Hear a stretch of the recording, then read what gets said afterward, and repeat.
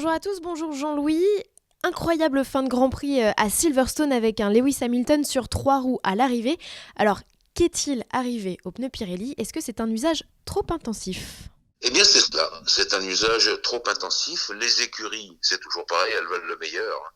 Elles veulent le plus beau classement. Et donc, on tient le coup, on tient le coup, on tient le coup. Mais hélas, les capteurs nécessaires n'ont pas répondu présent, puisqu'il y a eu quand même 3 voitures touchées par ce problème. Et on sait très bien, vu la position du pneu, que c'est le pneu le plus sollicité. Et en l'occurrence, ils se sont sortis différemment. Hamilton, Bottas, Sainz, il y a eu ces problèmes-là. Et d'ailleurs, on va certainement en parler, mais Pirelli a bien montré que c'était un usage trop intensif des pneus pourtant durs sur ce circuit qui est quand même exigeant et qui avait provoqué ces crevaisons. Ce qui montre justement que Pirelli n'a pas de problème avec ses pneumatiques, c'est qu'ils conservent le set en fait qu'ils avaient prévu pour le prochain Grand Prix, qui est un set encore plus tendre. Oui, de toute façon, il y a quand même eu une leçon assez sérieuse de Cyril Abitboul en disant les écuries pour les petits malins qui veulent faire un seul arrêt, mais il faudra en faire 2 ou 3. Mais c'était comme ça avant. Ce que je trouve un peu désespérant, c'est que les écuries n'aient pas vu cela. Moi, je me souviens de m'être mis en colère en direct, dans un direct, contre Ferrari, qui avait laissé partir, je crois que c'était Vettel à l'époque, qui était parti, il l'avait laissé en piste, et Vettel avait pris le pneu dans la figure, si je peux parler ainsi. Et voilà, et j'avais dit Ferrari, quand même, il pourrait faire attention à ces choses-là. On voit bien à l'extérieur les pneus en train de se délaminer, la télévision est suffisamment précise, et les capteurs suffisamment précis, pour essayer quand même de voir ces choses-là. Eh bien, toutes ces équipes-là feront un arrêt supplémentaire ou 2 au Grand Prix alors du septentenaire ou de la septantaine ou des 70 ans qui a lieu dimanche. On va parler de la course à proprement dit. Lewis Hamilton, qui a eu vraiment un coup de chance, parce que d'autres en ont eu moins, comme son équipier Valtteri Bottas. Mais au final, est-ce que c'est pas Red Bull, Jean-Louis, qui se mord un peu les doigts? Alors pour répondre tout de suite à votre question, oui, Red Bull, ils ont de quoi se mordre les doigts, parce que s'il n'y avait pas eu cet arrêt, eh bien, on peut penser que Max Verstappen aurait cogné la course. Ça n'a pas été le cas. Il s'est arrêté, mais ça s'est déjà produit chez Red Bull pour changer de pneu et essayer de grappiller le point du meilleur tour en course. Voilà. Alors d'un côté, on dit ça c'est ridicule, mais d'un autre côté, une équipe de course de F1, elle est toujours en train de chercher le point supplémentaire, et donc là, on peut pas vraiment trop leur en vouloir. Voilà, ils ont fait ça, mais peut-être que Verstappen aurait pu lui aussi être victime d'une crevaison dans ses derniers tours. Donc pourquoi pas? Je crois que c'est les leçons de la course, c'est ça, c'est qu'il n'y a pas de leçon à en tirer. Il y a de la chance ou il n'y a pas de chance. Alors, pour en venir à Hamilton, que vous venez d'évoquer, moi j'ai toujours entendu dire Fangio, qui me l'a même dit, Fangio, dans une des dernières interviews qu'il a donné, j'étais, un pilote de course doit avoir un peu de chance. Et là, Hamilton a eu de la chance. Pour nos plus anciens internautes, je rappellerai Chris Amon, qui à son époque, les années 70, a été un des pilotes les plus rapides de tous les temps et qui n'a jamais gagné un Grand Prix de Formule 1. Donc c'est ça, il y a des pilotes qui ont de la chance et d'autres qui n'en ont pas. Là, Bottas n'en a pas eu. Hélas, c'est tombé assez mal pour lui. Il ramène 0 points, là où Hamilton, eh bien, Hamilton en gagne 25, et donc c'est comme ça que ça se passe. Voilà, c'est la loi de la chance et de la malchance. Et puis, on vient d'évoquer le cas de Verstappen. Jean-Louis Kelmouche a piqué les moteurs Renault sur ce Grand Prix. Ça fait clairement plaisir à voir de voir Ricciardo et Ocon si haut dans le tableau. Alors d'abord, les moteurs Renault, il y a Ocon, il y a Ricciardo, et il y a Norris qui est au milieu avec sa McLaren. Ça, c'est pas mal du tout pour le moteur Renault, mais ça, on l'a répété assez souvent depuis la fin de l'année dernière et le début de cette année, Géraldine, le moteur Renault, il marche, ça on sait. Non, ce qui est bien, c'est les progrès du châssis Renault sur un circuit qui est quand même, je le répète, très exigeant. Et on voit que là, ils ont fait un net pas en avant. Alors bon, peut-être aidé par les circonstances, parce que finalement, l'usine Renault n'est pas très loin, l'usine châssis n'est pas très loin du circuit de Silverstone, et donc il y a les pièces tout à côté, si je puis dire, les pièces de rechange, mais en tout cas, ça veut dire que le châssis, maintenant, a trouvé une véritable allure, un véritable rythme, et je pense qu'ils vont conserver sur ce type de circuit où, je le répète, il y a énormément de virages différents, hein,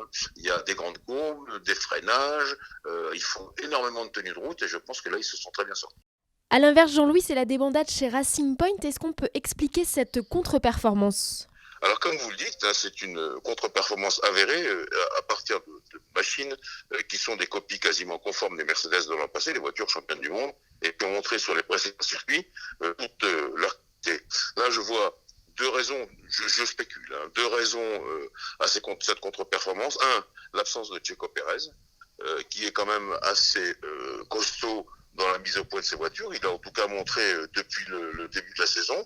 Et puis, face à l'inexpérience peut-être relative de Stroll, qui est encore jeune, je vois ça comme raison. Et puis je vois aussi le fait qu'on est à Silverstone, Géraldine et Silverstone, c'est un circuit extrêmement exigeant sur tous les plans, on l'a déjà dit. Les Anglais ont un terme que j'aime beaucoup, ils disent very demanding, un circuit qui demande énormément. Et je pense que peut-être Lance Stroll n'était pas assez costaud pour affronter ce Grand Prix. On a vu enfin que Nico Hülkenberg n'avait même pas pu prendre le départ et que c'était assez problématique sur ce point-là.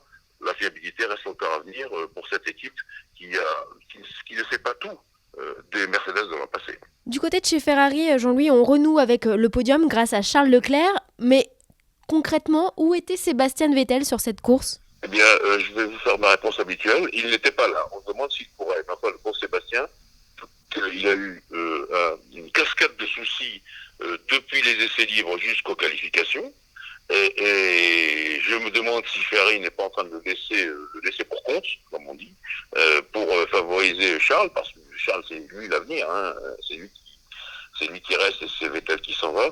Mais c'était étonnant de la part de Ferrari, parce que c'est une maison qui nous a montré qu'elle savait quand même diriger deux voitures et non pas une seule. Donc tout ça, c'est étonnant. Il y a beaucoup de questions à se poser. Je pense qu'il y a un peu d'affolement en ce moment chez les Rouges et qu'il va falloir quand même redresser la situation très, très sérieusement. Je fais une petite aparté, on dit que Sébastien Vettel est en discussion avec une écurie, est-ce que c'est vrai ? Je pense que ça fait partie de toutes les rumeurs qu'on entend. Moi, je ne sais même pas s'il a encore envie de conduire. Sans doute que c'est ça qui le maintient, à la surface, malgré tout, parce que il a toujours aimé ça, il s'est passionné. Mais quand on a eu sa carrière, qu'on a été 4 fois champion du monde, qu'on a gagné pas mal d'argent chez Red Bull, beaucoup d'argent chez Ferrari, je me demande pourquoi il ne prendrait pas tout simplement sa retraite. Pour l'instant, je ne sors pas sur les raisonnements, mais c'est vrai que s'il a vraiment envie de conduire, qu'est-ce que vous voulez faire ? Il peut. Bien des équipes seraient contentes de l'avoir dans leur rang. Donc, je ne parle pas de McLaren, je ne parle pas naturellement de Red Bull, ni de Mercedes, mais d'autres équipes qui sont du milieu de grille pointu. Donc, je pense qu'il peut apporter pas mal d'expérience à ces petites équipes, entre guillemets. Mais il peut tout aussi bien prendre sa retraite. On va conclure cet entretien, Jean-Louis, en parlant de Formula I. Ça y est, c'est parti. 6 courses en 10 jours. C'est un tour de force pour les hommes, mais aussi pour les machines. On n'a concrètement pas le droit à l'erreur. Absolument pas le droit à l'erreur, parce que même si on est à Berlin et qu'il y a des avions qui vont dans le monde entier, il faut quand même reconstruire les voitures au cas où on ait des soucis. Il faut faire attention également au rythme pour la mécanique, hein, tout simplement, hein, les moteurs, et puis les pilotes, même si l'effort demandé n'est certainement pas celui d'un Grand Prix de Formule 1, je crois quand même que ça vaut le coup. Moi, j'adore cette expérience avec beaucoup d'intérêt, parce que 6 courses en 10 jours, je trouve ça formidable.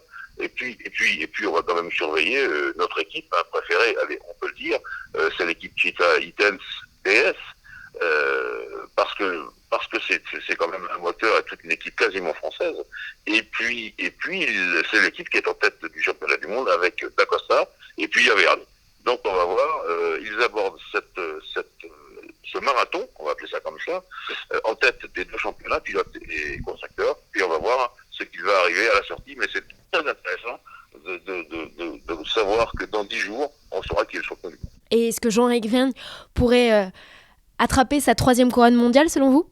Et pourquoi pas ? Alors, une 3e couronne, vous savez que ce sera la première fois cette année qu'on parlera de couronne mondiale. Car avant, c'est nous qui avons dit, les médias, que c'était mondial, effectivement, parce que la Formule I allait sur tous les continents. Cette fois-ci, c'est vraiment un titre mondial, et pourquoi pas Jean-Éric Vergne, champion du monde. Mais attention, principale difficulté pour Vergne, c'est la concurrence de son propre équipier. Et ça, c'est beaucoup plus compliqué à manager.